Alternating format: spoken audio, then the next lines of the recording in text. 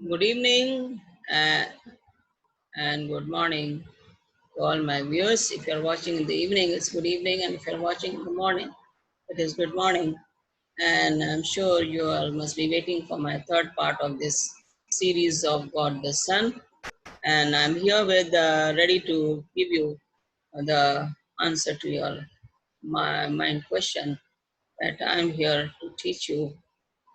I'm here to not to teach you, but to give the message. Okay. मैं संदेश लेकर आई हूँ ताकि आप लोग तीसरा जो पार्ट है हमारा यीशु मसीह खुदा का बेटा उसके बारे में हम सीख रहे हैं। 2 भाग मैंने ऑलरेडी डाउनलोड कर दिए हैं आप लोगों के लिए ताकि आप उसे सुने।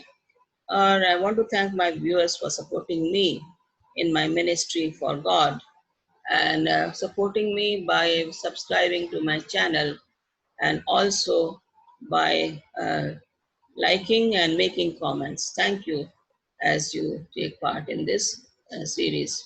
So this is where I have to uh, continue doing my service for God.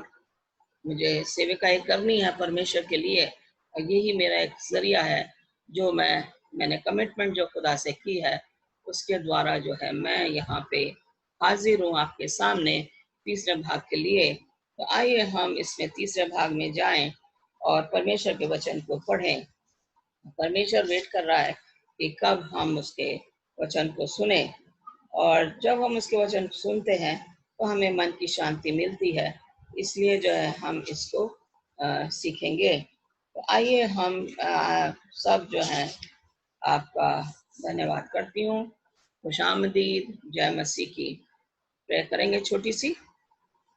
प्यारे खुदा हम शुक्रगुजार कर से करते हैं तेरे पास आए हैं तो हमारी प्रार्थना को सुनता है। इस समय मैं फिर से इसको रिकॉर्डिंग कर रही हूँ। मैं चाहती हूँ कि ये रिकॉर्डिंग सही ढंग से हो जाए ताकि ये मैसेज जो है लोगों में पहुंचे जो कि इंतजार में है कि कब उनका और ज्यादा संदेश मिले और ये लोगों में जा सके। तू उनके दिलों को छू ताकि वो इसको सुने और दूसरे लोगों को बताने वाले बने कि तू ही यीशु मसीह एक महान परमेश्वर का पुत्र है जिसने अपनी जान जमीन पे दी ताकि हमें हमारे पापों से छुटकारा मिल सके। Thank you God. परमेश्वर आपका धन्यवाद हो कि आपने हमें मौका दिया कि हम इस समाचार को इस संदेश को लोगों तक पहुंचा सकें। आपका धन्यवाद, आपकी महिमा हो। ये तो आपके प्यारे बेटे यीशु मसीह के नाम से मांगते हैं, आमीन आमीन। और यहाँ पे हम देखेंगे कि हमने लास्ट देखा था कि यीशु मसीह किस तरीके से जमीन पर आया और हम देख रहे थे कि वो ह्यूमन नेचर में आया। हम वहीं से कंटिन्यू करेंगे कि वो जो है he was made flash and blood. Okay, तो हमारे जैसे उसका मांस और ब्लड खून उसमें था, हमारे जैसे मनुष्य बना and he revealed compassion, righteousness, and he also got angry like we get angry. He also used to be sad if we are sad. So ये यीशु मसीह है, महान परमेश्वर का बेटा, जिसको हम आज पार्ट 3 में इसकी हम देखेंगे। यहाँ पे लिखा हुआ है आदम और यीशु मसीह दोनों को अगर देखा जाए, आदम जो है मिट्टी से बनाया गया, पहला मनुष्य था इस धरती पे, और यीशु मसीह आखिरी थे जिनको कि कुंवारी से पैदा किया गया और पवित्र आत्मा के द्वारा उनका बर्थ हुआ, पैदा हुए। He was born of Holy Spirit, born through Virgin, okay, Mary. We all know the story in all the 4 Gospels. अगर चारों सुसमाचार की जो पत्रिकाएं हैं उसमें अगर हम देखें तो चारों, मती, मरकुस, लूका और यूहन्ना में ये बयान है कि यीशु मसीह किस तरीके से पैदा हुआ और वो किस लिए यहाँ पे आया था। ओके, यहाँ पे हम देखेंगे कि उसको सेकंड एडम के तौर पे उसे बोला गया और पहला करंथियों 15वां अध्याय और यहाँ पे जो है उसकी 45 और 47 आयत हम देखेंगे और यीशु मसीह के बारे में और हमारे सामने ये पिक्चर क्लियर हो जाएगी।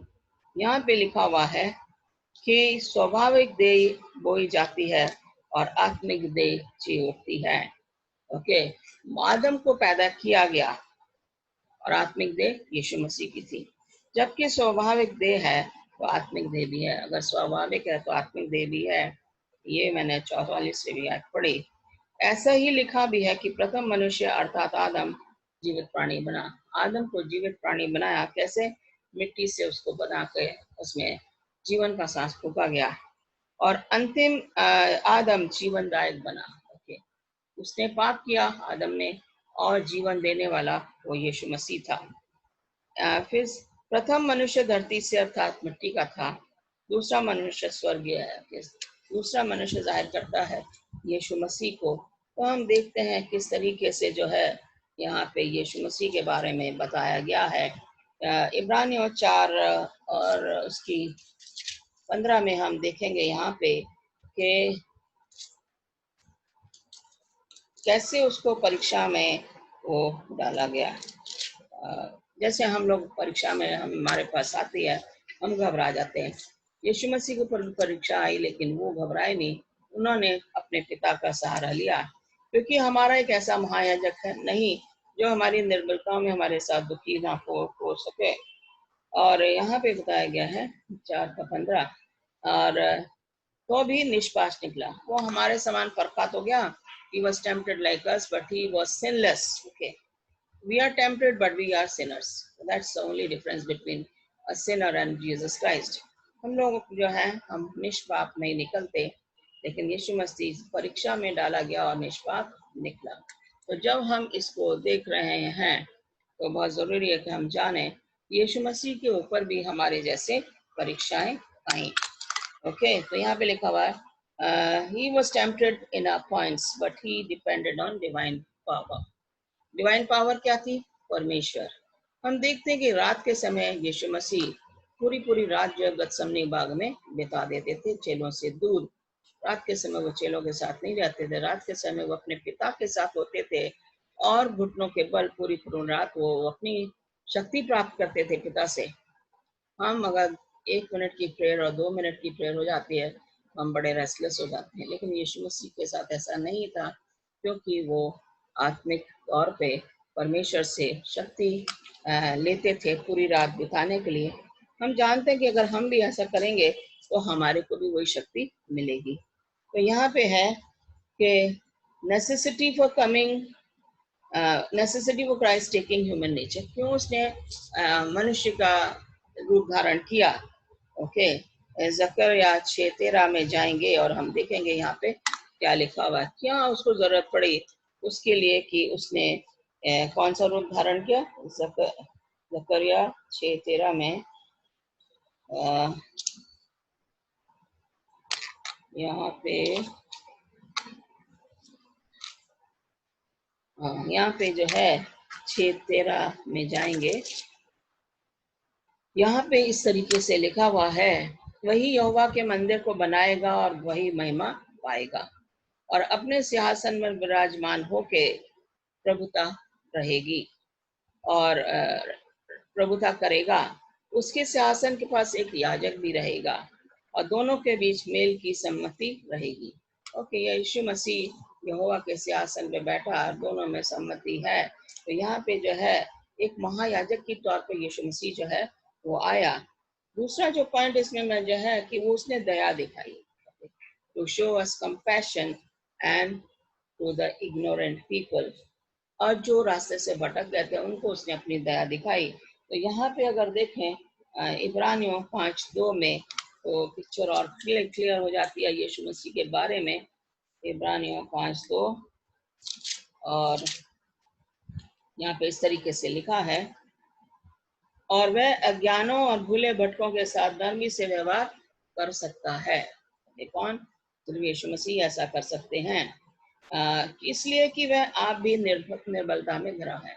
वो निर्बल लोगों के साथ, दरिद्र लोगों के साथ घूमता था जो और उनके दुखों को वो पहचानता था।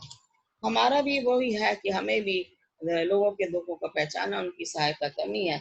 उसने एक नमूना सेट किया हमें दिखाने के लिए कि वो क्या करता था निर्बल लोगों के साथ, भटके हुए लोगों के साथ वो क्या करता था। क्या हम वैसा कर सकते हैं? शायद बहुत मुश्किल है हमारे लिए। वो दयालु था। इब्रानियों 2:17 में देखें तो क्या हम दयालु हैं? यीशु मसीह तो दयालु था। तो जब वो दयालु था, हमें उसका नेचर ही लेना, क्योंकि वो हमारा एग्जाम्पल, एक नमूना है हमारी जिंदगी का। हमें उसका ही, इस कारण उसको चाहिए था कि सब बातों में अपने भाइयों के समान बने, जिससे वह उन बातों में जो परमेश्वर से संबंध रखती हैं एक दयालु और विश्वास योग्य महायाजक बने, ताकि लोगों के पापों के लिए प्रायश्चित करें। ओके, लोगों के पापों के लिए प्रायश्चित करे, महायाजक बने। ये एक यीशु मसीह जैसा शख्स ही कर सकता है, और कोई ऐसा नहीं कर सकता है। 18वीं आयत इसी की देखेंगे तो यहाँ पे लिखा हुआ है, क्योंकि जब उसने परीक्षा की दशा में दुख उठाया तो वह उनकी भी सहायता कर सकता है जिनकी परीक्षा होती है। जिस आदमी को परेशानी झेलनी पड़ती है, वही आदमी जो है दूसरे इंसान की सहायता कर सकता है। अगर यीशु मसीह ने दुख उठाया परीक्षा में पढ़ के, तो वो हम जब दुख परेशानी में पड़ते हैं, वो हमारी भी सहायता करता है। To give his life for us. Okay, that was the reason why it was necessary for him to come here on this earth. अपनी जान, अपनी कुर्बानी उसे क्रूस पे देनी थी। यही एक सबसे बड़ा मकसद था यीशु मसीह का, जब वो इस जमीन पर आए और हमारे लिए, हमारे पापों के लिए वो मारे गए।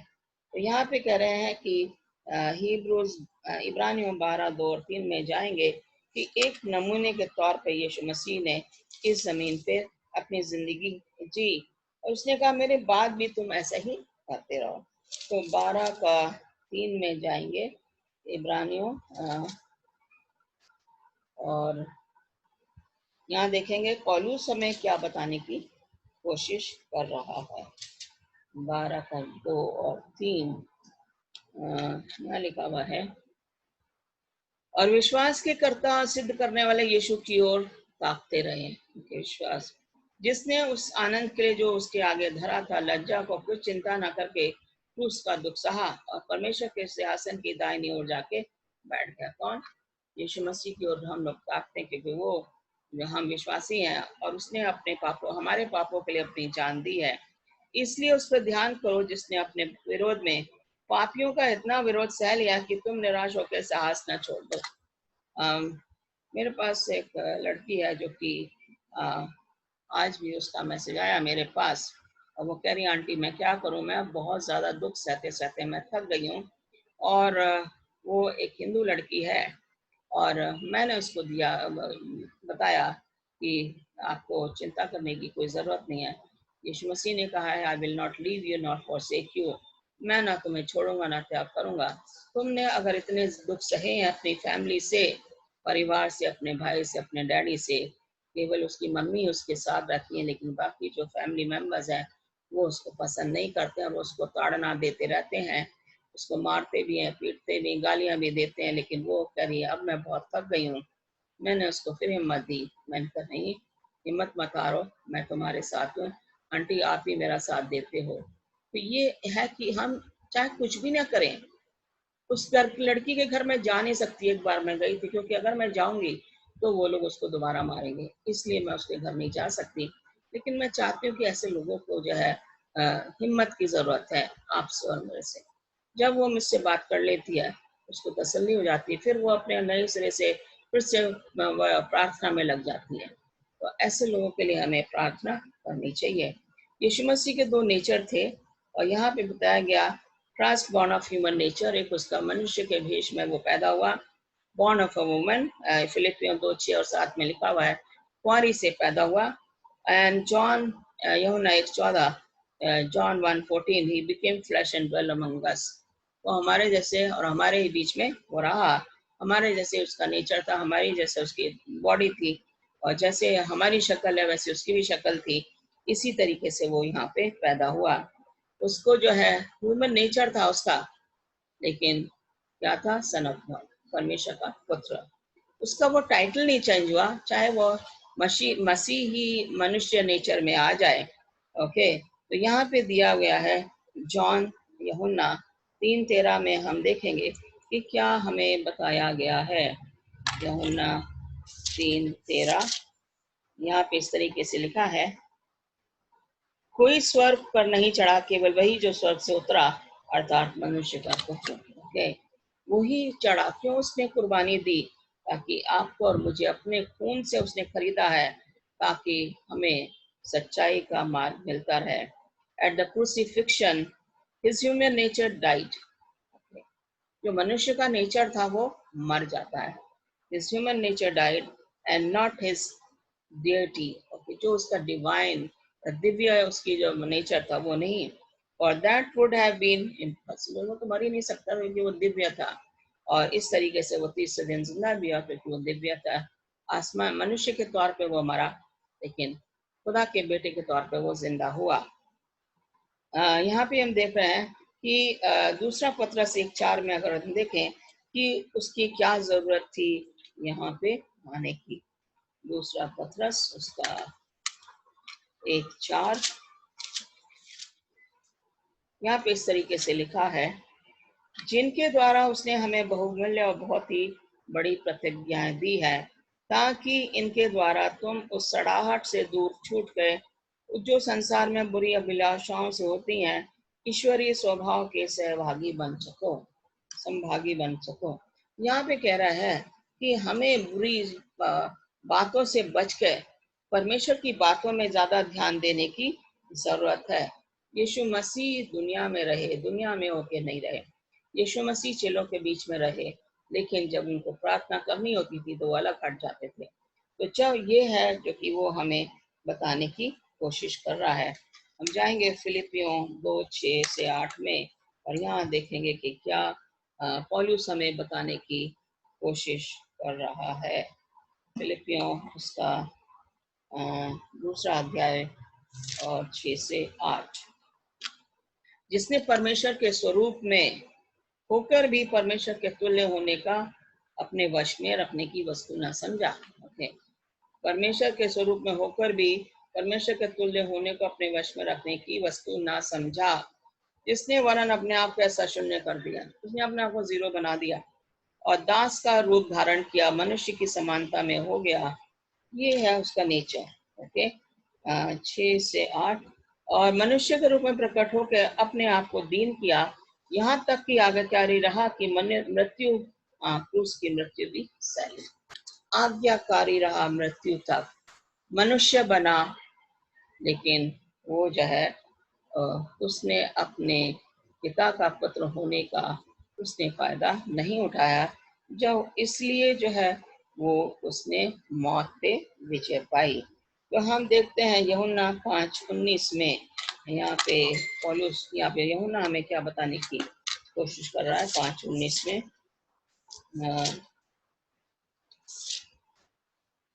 यहाँ इस तरीके से लिखा हुआ 5:19 में, इस पर यीशु ने उनसे कहा, मैं तुमसे सच सच कहता हूँ कि पुत्र आपसे कुछ नहीं कर सकता, केवल वह जो पिता को करते देखता है, क्योंकि जिन जिन कामों को वह करता है उन्हें पुत्र भी उसी रीति से करता है।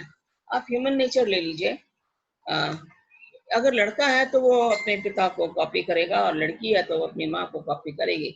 इसी तरीके से यीशु मसीह कह रहा है, मैंने अपने पिता जो करता है मैं वही करता हूँ। जो पिता उससे चाहता था, पिता की मर्जी के मुताबिक जो है उसने इस दुनिया में काम किया, और इसी तरीके से वो चाहता कि हम भी वैसे ही काम करें, ताकि हमें भी सक्सेसफुल जीत हासिल हो सके।